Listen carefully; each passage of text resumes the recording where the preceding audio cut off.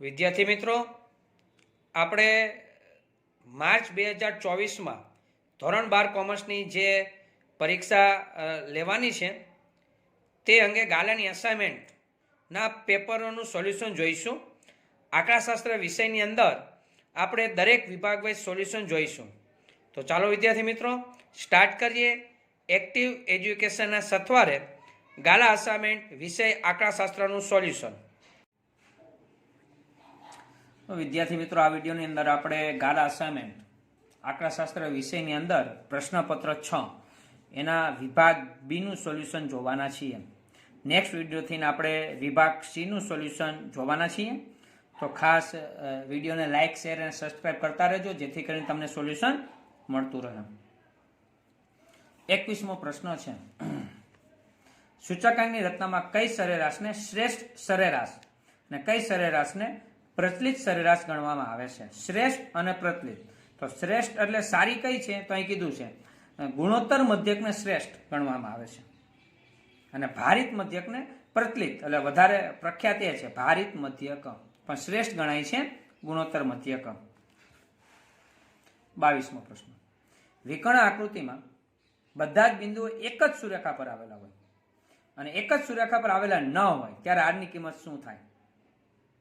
હવે જો એક જ સુરેખા પર હોય તો શું શક્ય છે, અને એક જ સુરેખા પર ન હોય તો શું શક્ય છે? વિકર્ણ આકૃતિ આપણે આમ દોરીએ, બની શકે કે આમ એક જ હોય, બની શકે કે આમ જ એક જ રેખા પર આવેલા હોય. તો જો આમ હોય તો +1 જવાબ, આમ હોય તો -, એટલે 2 જવાબ શક્ય છે.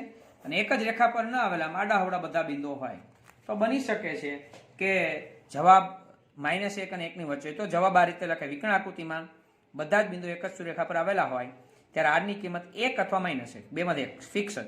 પણ જ્યારે બધા જ બિંદુ એક જ સુરેખા પર ન આવેલા હોય ત્યારે આરની કિંમતનો વિસ્તાર -1 થી 1 ની વચ્ચેનો હોય છે.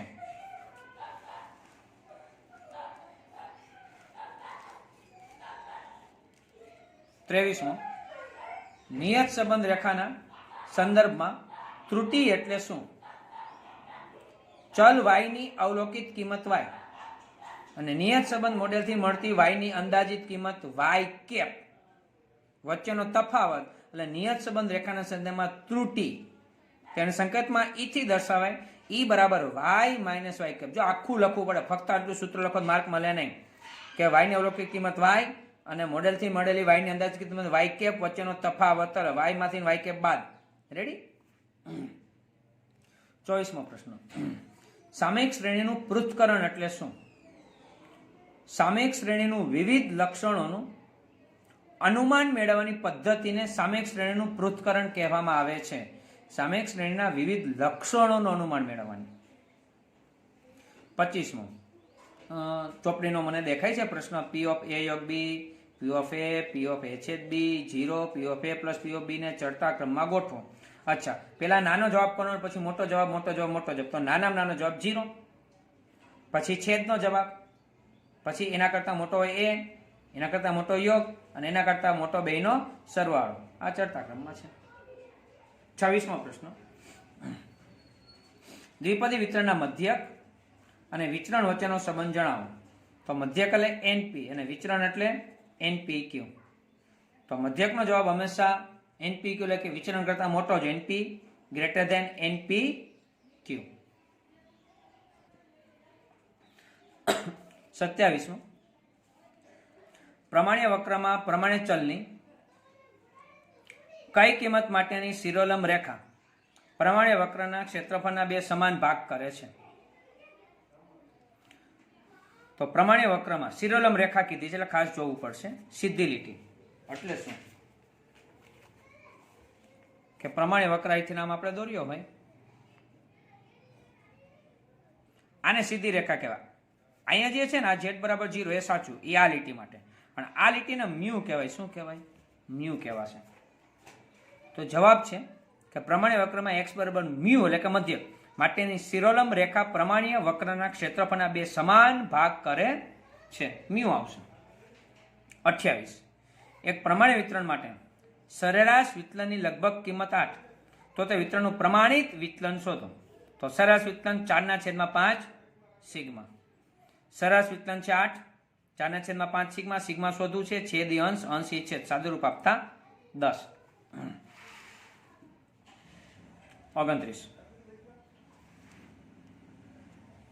લિમિટ x વિરુદ્ધ 3, 2/3x પ્લસ k બરાબર 1/7 હોય તો k ની કિંમત શોધો. અચ્છા, ડાયરેક્ટ x ની જગ્યાએ કેટલા મૂકવાના છે? 3.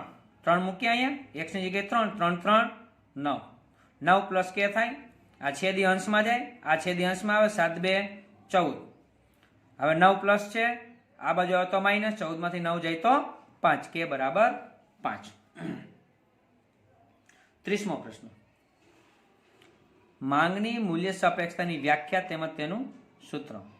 તેની વ્યાખ્યા: માંગમાં થતા ટકાવારી ફેરફાર, સૂત્ર છે, સૂત્ર પરથી ખ્યાલ આવી જાય, અને કિંમતમાં થતા ટકાવારી ફેરફાર, કિંમતમાં થતા ટકાવારી ફેરફાર ના ગુણોત્તરને માંગની મૂલ્ય સાપેક્ષતા કહે છે. એટલે અંશ અને છેદ, માંગમાં થતો ટકાવારી ફેરફાર, છેદમાં કિંમતમાં થતો ટકાવારી ફેરફાર, સૂત્ર પ્રમાણે આગળ માઇનસ લખવામાં આવે છે. બરાબર, માંગની મૂલ્ય સાપેક્ષતા, બરાબર, માંગમાં થતો ટકાવારી ફેરફાર, છેદમાં કિંમતમાં થતો ટકાવારી ફેરફાર.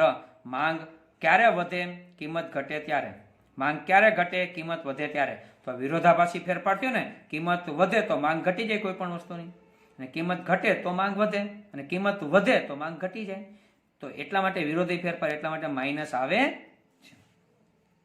તો આ વિડીયોની અંદર અહીં સુધી રાખીએ છીએ વિદ્યાર્થી મિત્રો. નેક્સ્ટ વિડીયોથી આપણે વિભાગ સી નું સોલ્યુશન જોવાના છીએ. ત્યાં સુધી બધા જ વિદ્યાર્થી મિત્રોને સખ્યા સરના જય સ્વામિનારાયણ.